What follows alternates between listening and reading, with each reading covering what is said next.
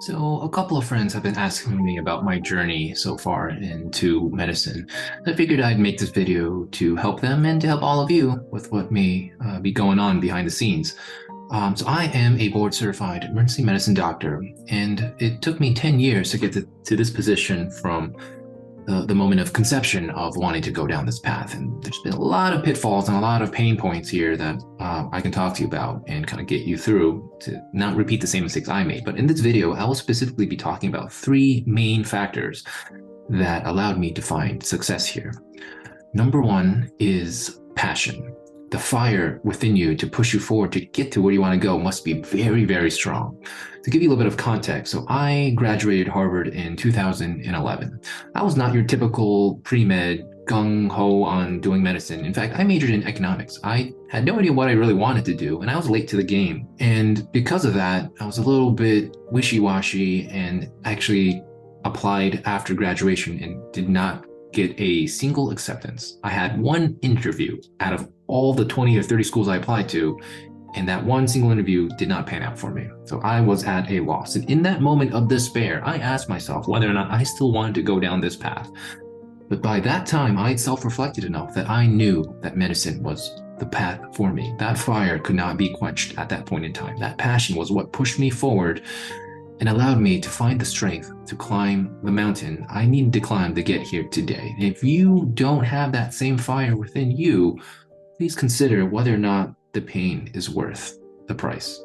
Because there will be a lot of things you will need to do, a lot of headaches, and points in your life where you will feel like you are at rock bottom. And if you do not have something to push you forward, some motivating force, then this journey will be infinitely more difficult.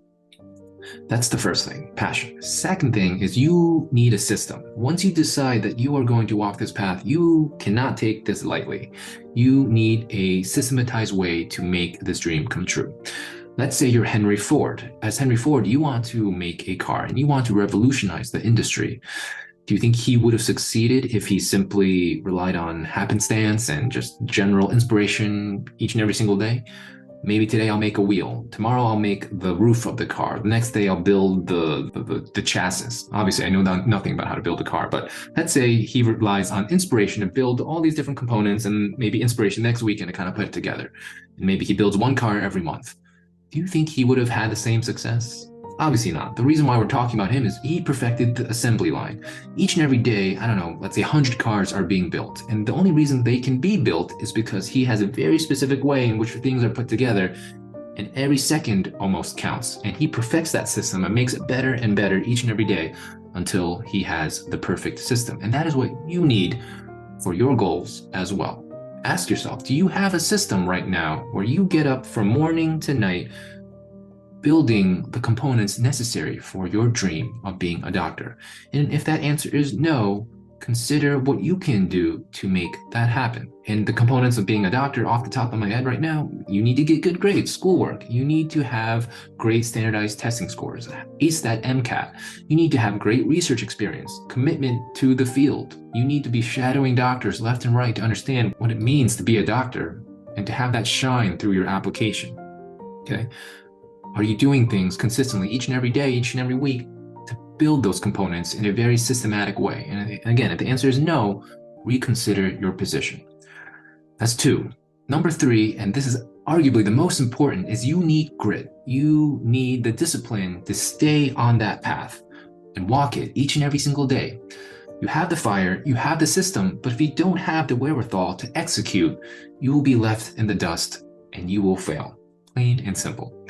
This is the power that all power athletes, Olympians, marathon runners, all successful people have, is they have the ability to stay on track and execute.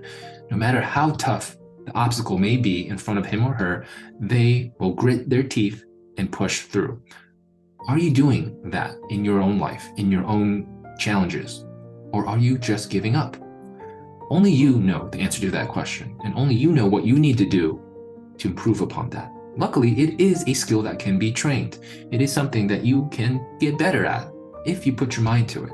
And that's something that interests you, reach out to me, subscribe, let me know, and I'll talk about this concept more because it is arguably the most important thing that has pushed me to where I am today. To give you a bit of background, I didn't do so well again on my MCATs for the first round, and I knew I needed to improve. Once I set my mind to it, I built a system and I put my mind to it each and every single day.